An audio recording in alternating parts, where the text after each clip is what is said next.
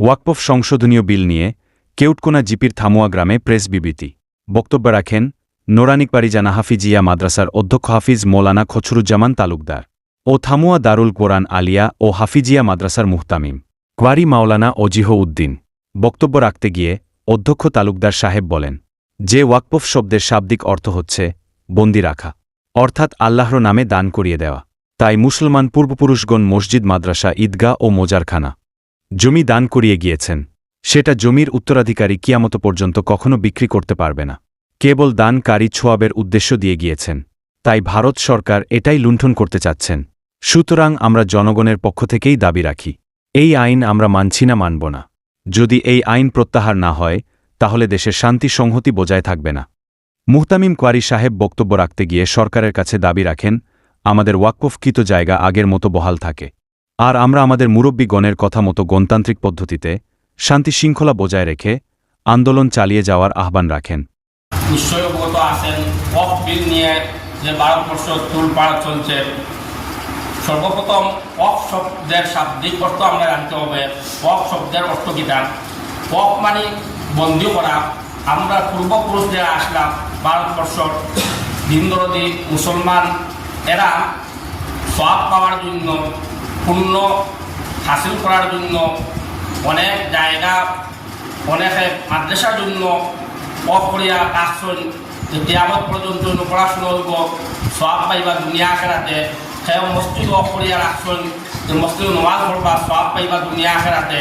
সেও মজারখানা দিছেন ওয়াকফ করিয়া, যে মজারখানা মরদেহ করা হইব, রাখা হইব, আর সবটা পাইবা। এইভাবে মাদ্রাসা, মসজিদ, মজারখানা, ঈদগাহ ওয়াকফ করিয়া দেওয়া হয়েছে। এরপর যুগ হয়তো কম ওয়াকফ করা চলে, এখানে জায়গার দাম অনেক বেশি। আগে জায়গার দাম কম আসলো, পপুলেশন কম আসলা। ওয়াকফ শব্দের অর্থটা হইল গিয়ে বন্দী করে রাখা হয়েছিল জায়গা, মাদ্রাসা, মসজিদ বা ঈদগার জন্য, মজারখানার জন্য। সেও ব্যস্ত আসুন না উত্তরস্বরে এরা কোনোদিন ব্যস্ত পারত না কিয়ামত পর্যন্ত।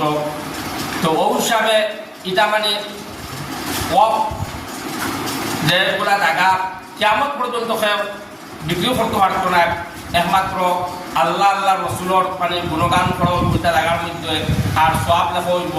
সুতরাং এখন ভারত সরকার মানে দেখছে অনেক সম্পত্তি মানে অন্য দেশের তুলনায় ভারতবর্ষ সম্পত্তি অনেক বেশি।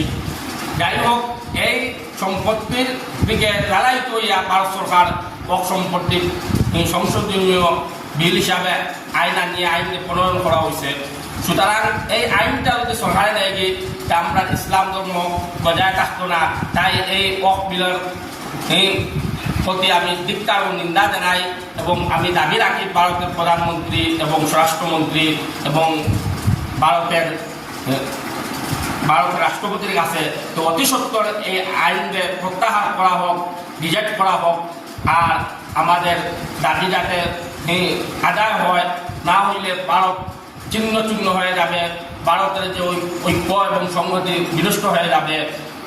এই দাবি আমি আমাদের গ্রামের তথা কেটকুনা জিপি তামুয়া গ্রামের পক্ষ থেকে আর প্রত্যেক জনগণের পক্ষ থেকে, তামুয়া গ্রামের বাসীর পক্ষ থেকে আমি এই দাবি রাখছি।